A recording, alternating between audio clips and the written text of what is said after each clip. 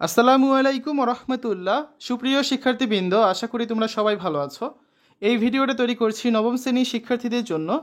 2024 সালের নবম শ্রেণীর জীবন ও জীবিকা বার্ষিক পরীক্ষার প্রশ্নপত্র নিয়ে আজকে আমরা আলোচনা করব। শিক্ষার্থীরা, তোমরা জানো যে এনসিটিভি থেকে তোমাদের একটা নমুনা প্রশ্ন দেওয়া হয়েছে, যার আলোকে কিন্তু তোমাদের বার্ষিক পরীক্ষার প্রশ্নগুলো শিক্ষকরা তৈরি করছেন। তো কমেন্টে আমি প্লেলিস্টের লিঙ্ক দিয়ে দেবো, তোমরা সেখান থেকে চাইলে প্রশ্নের উত্তরগুলো দেখে নিতে পারবে, যেগুলো আমাদের চ্যানেল ইতিমধ্যে দেওয়া হয়েছে। তো এর আগে আমরা অনেকগুলো স্কুলের প্রশ্ন এবং মডেল টেস্ট নিয়ে আলোচনা করেছি।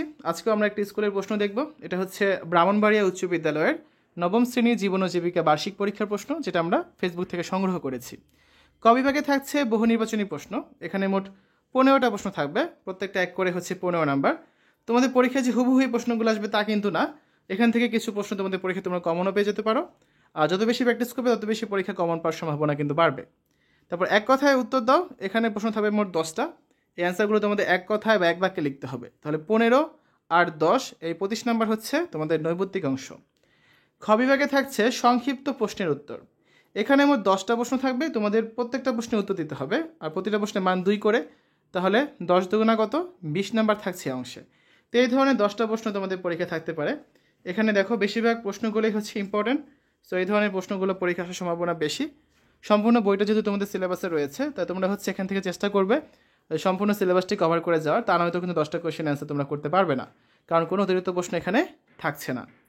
তারপর গ বিভাগে থাকছে দৃশ্যপটবিহীন রচনামূলক প্রশ্ন। এরকম প্রশ্ন থাকবে 5টা থেকে অ্যান্সার করতে হবে যে কোনো 3টা, প্রতিটা হচ্ছে 5 করে। ধরো 3 5 কত, 15 নাম্বার থাকছে অংশে।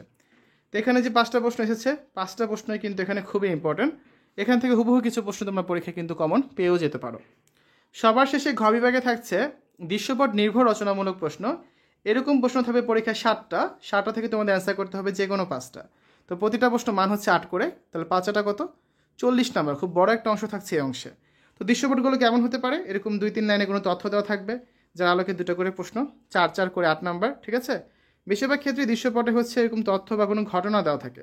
আবার কিছু কিছু ক্ষেত্রে ছবি বা হচ্ছে মনে করো কোনো টেবিল বা ছক দেওয়া থাকতে পারে। তো সেক্ষেত্রে ঘাবড়িয়ে যাওয়ার কিছু নেই।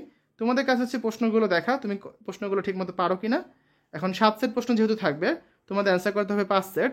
তোমাদেরকে বাছাই করতে হবে কোনগুলো তোমরা অ্যান্সার করবে। দেখো এখানে ছক রয়েছে দৃশ্যপটে।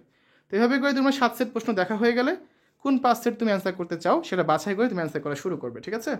তো আমরা হচ্ছে আরও কিছু স্কুলের প্রশ্ন সংগ্রহ করার চেষ্টা করব, সেগুলো তোমাদের সাথে অবশ্যই শেয়ার করে দেবো সংগ্রহ করতে পারলে।